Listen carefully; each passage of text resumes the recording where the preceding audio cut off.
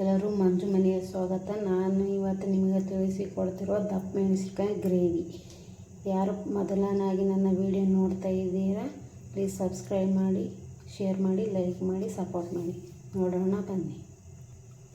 ಬಾಣಲೆಗೆ ಎಣ್ಣೆ ಹಾಕಿದ್ದೀನಿ, ಅದು ಕಾಯಿಲಿ ಚೆನ್ನಾಗಿ. ಈಗ ನಾನು ಈರುಳ್ಳಿನ ಹಾಕ್ತಾಯಿದ್ದೀನಿ ನೋಡಿ, ಚೆನ್ನಾಗಿ ಹಾಕ್ತಾಯಿದ್ದೀನಿ.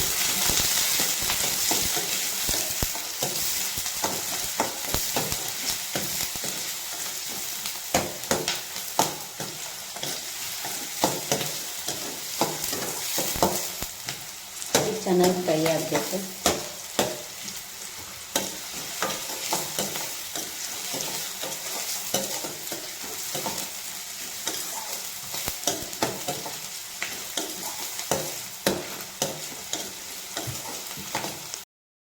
ಟೊಮೆಟೊ ಹಾಕ್ತಾ ಇದ್ದೀನಿ, ಚೆನ್ನಾಗಿ ಸೇರಿಸ್ತಾರೆ. ಅದು ಬೇಯಬೇಕು ಚೆನ್ನಾಗಿ. ಟೊಮೆಟೊ ಎಲ್ಲ ಮೆತ್ತಗಾಗಿದೆ. ಏನೋ ದಪ್ಪ ಮೆಣಸಿನ್ಕಾಯಿ ಹಾಕ್ತಾಯಿದ್ದೀನಿ.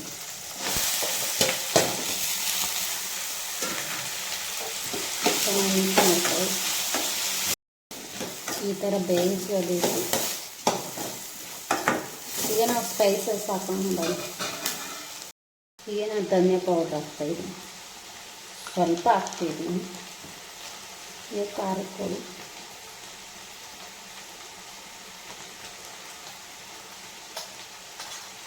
ಹಾಗೆ ಅರಿಶಿನ ಪೌಡ್ರ್, ತಕ್ಕಷ್ಟು ಉಪ್ಪು ಹಾಕ್ತಾಯಿದ್ದೀನಿ. ಚೆನ್ನಾಗಿ ಮಿಕ್ಸ್ ಮಾಡ್ಕೊಳ್ಳಿ.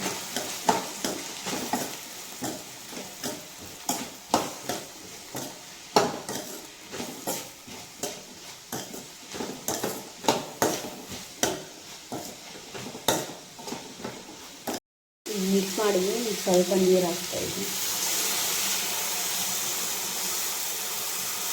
ನೀರು ಹಾಕಿದ್ದೀನಿ. ಈಗ ಚೆನ್ನಾಗಿ ಬೇಯಲಿ. ನಾನು ಸ್ವಲ್ಪ ಮುಚ್ತಾ ಇದ್ದೀನಿ ಪ್ಲೇಟ್, ಅದು ಚೆನ್ನಾಗಿ ಬೇಯಲಿ. ಚಪಾತಿ ಹಿಟ್ಟು ರೆಡಿ ಆಯಿತು. ಈಗ ಪಲ್ಯ ನೋಡೋಣ ಬನ್ನಿ. ನೋಡಿ, ಕುದೀತಾ ಇದೆ, ಎಲ್ಲ ಬೆಂದಿದೆ. ಕಡಲೆ ಬೀಜ ಪೌಡ್ರ್ ಹಾಕ್ತಾಯಿದ್ದೀನಿ,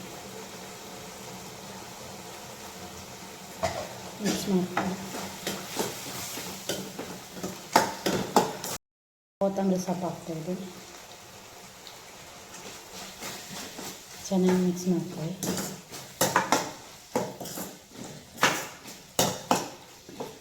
ನೋಡಿ, ರೆಡಿ ಆಯಿತು ನಮ್ಮ ಪಲ್ಯ.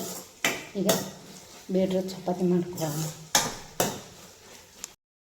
ಹಂಚ್ಕಾಯ್ದಕ್ಕೆ ಇಟ್ಟಿದ್ದೀನಿ. ಕಾಯಿಲೆ ಹಂಚ್ಕಾಯ್ದಿದೆ, ಎಣ್ಣೆ ಹಾಕ್ತಾಯಿದ್ದೀನಿ.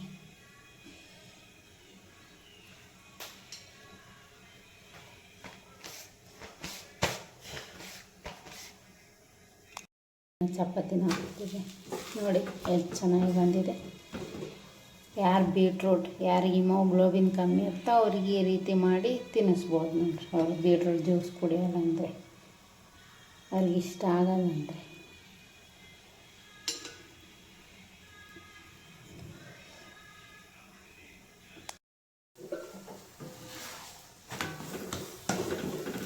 ಚೆನ್ನಾಗಿ ಕಾಸ್ಕೊಂಡು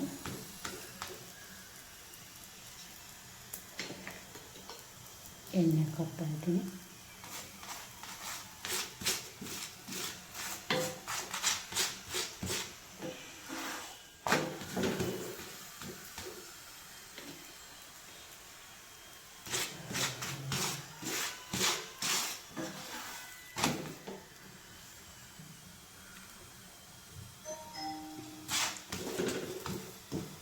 ಚಿಕ್ಕ ಮಕ್ಕಳನ್ನು ಇಷ್ಟಪಟ್ಟು ತಿಂತಾರೆ. ಕಲರ್ ಚಪಾತಿ ಅಂತೀನಿ. ಈ ರೀತಿ ಟ್ರೈ ಮಾಡಿ ನೀವು.